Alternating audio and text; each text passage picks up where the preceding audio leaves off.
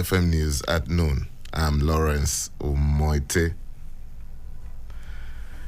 President Muhammad Buhari says he will continue to do his best in the service to Nigeria, despite criticisms from some quarters.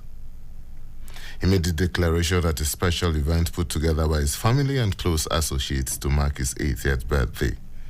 The event, which took place at the banquet hall of the presidential villa, Abuja, a documentary was aired on its Live from Childhood, where Nigerian leader declared that he is not bothered by the assertion and wild rumor making the rounds in some quarters that he died long ago and that he is not the president. Meanwhile, the president has given an assurance that the federal government will consider the possibility of domiciling the whistleblowing policy in the Public Complaints Commission. According to him, the Public Complaints Commission is the best suited agency to domicile the whistleblowing policy of the federal government. He was responding to a request by the Chief Commissioner of the Commission, Abimbola Ayo Yusuf, and members of the management team during a courtesy visit to him at the State House in Abuja. The president also promised speedy consideration of the Commission's application to own a radio station to facilitate dissemination of its activities to the citizens. The federal government and the International Funds for Agricultural Development, through the Value Chain Development Program, will deploy climate change adaptation strategies to reduce future effects of flood on farmers.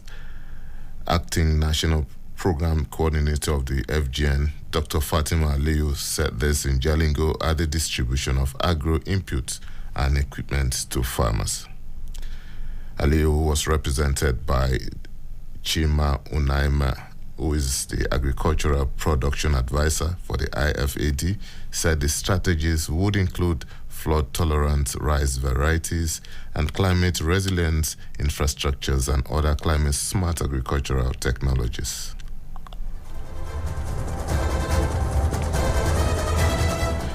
The Nigeria Labour Congress has asked the Federal Ministry of Transport and the Nigeria Railway Corporation to publicly apologize and compensate the family of late Salimot Idowu Solman, who was crushed by a train recently in Abuja.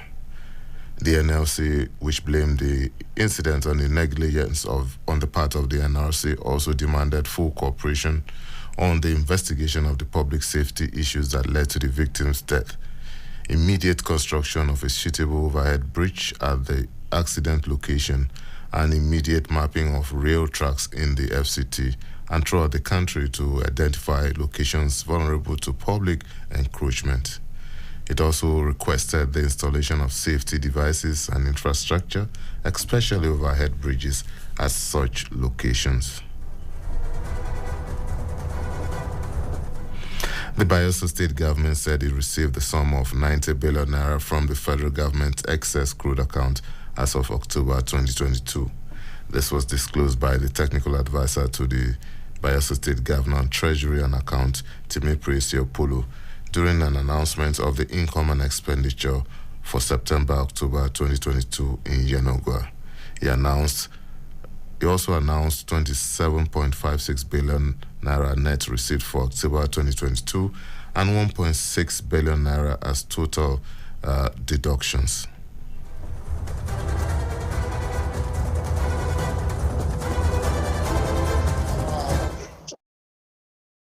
We have been mentioning that when it is necessary.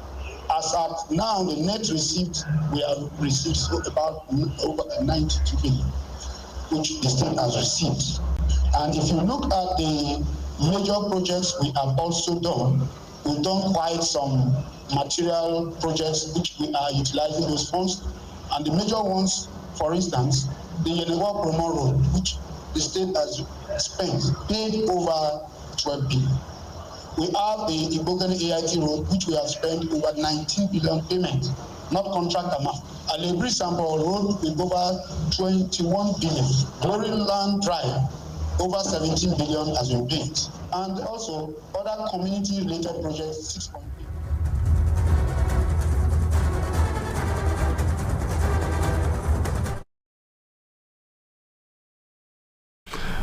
The last may not have been heard of the crisis that has rocked the People's Democratic Party and efforts made to present a united front, as Governor Sam Otom of Benue State said during the week when he visited Governor Udom Emmanuel of Akwa Ibom State, who is also the chairman of the PDP Presidential Council in Uyo, the Akwa Ibom State capital.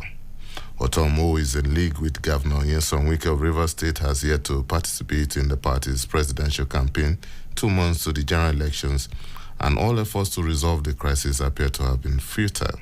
However, both Otom and Emmanuel have held a meeting in Uyo, the Akwa Ibom State capital, in what observers say might be a last-ditch effort to salvage Atiku's presidential campaign.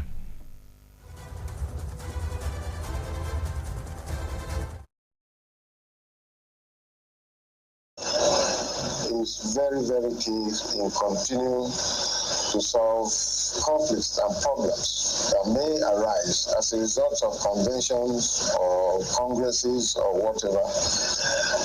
Talking to each other will definitely strengthen the fortunes of the party. And in politics, as you know, it's a game of interest. No permanent enemy, no permanent friend, but permanent interests. We want peace. We all need peace because it's only peace that can make things work for us and our country, Nigeria. And we all have mutual respect for each other. So it is out of that mutual respect that I feel that empty, and I need them, honestly. I mean, I can't pretend. I need them. How can you let go 5 solid governors? These are PDP governors who have a lot to show. So we listen to each other and we try to look at what's the way forward. We are ready to make peace. I think just take that.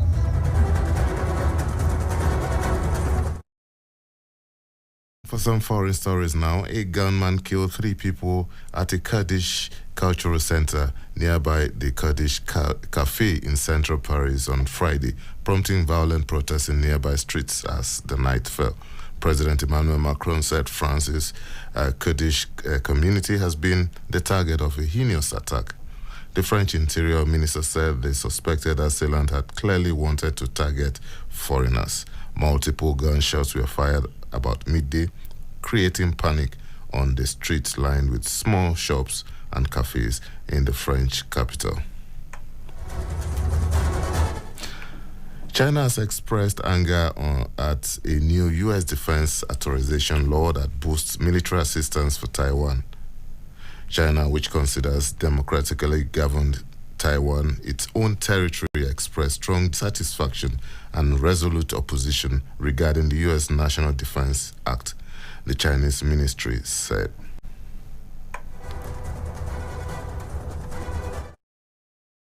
The Supreme Court has accepted the appeals of 2 protesters sentenced to death due to flaws in investigating their cases, the country's judiciary said on Saturday. Nationwide unrest erupted in mid-September after the death in custody of a 22-year-old Kurdish Iranian woman who was arrested by morality police enforcing the Islamic Republic's mandatory dress code law. Manchester United have triggered 1-year contract extension for 4 first-team players, including England's forward Marcus Rashford. Manager Eric Ten Hag said Rashford, Diogo Dalot, Fred and Luke Shaw were all in the final year of their deals, but had an option to extend their contracts by 12 months. Rashford has rediscovered his form this season under the new boss, playing 20 matches in all competition and scoring 9 goals.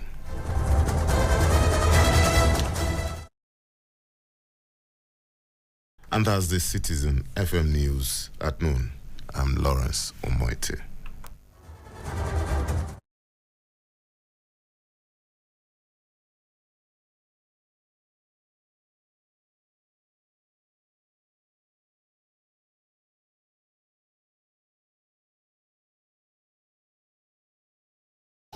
Speak up. Speak out. You are the voice of a new generation.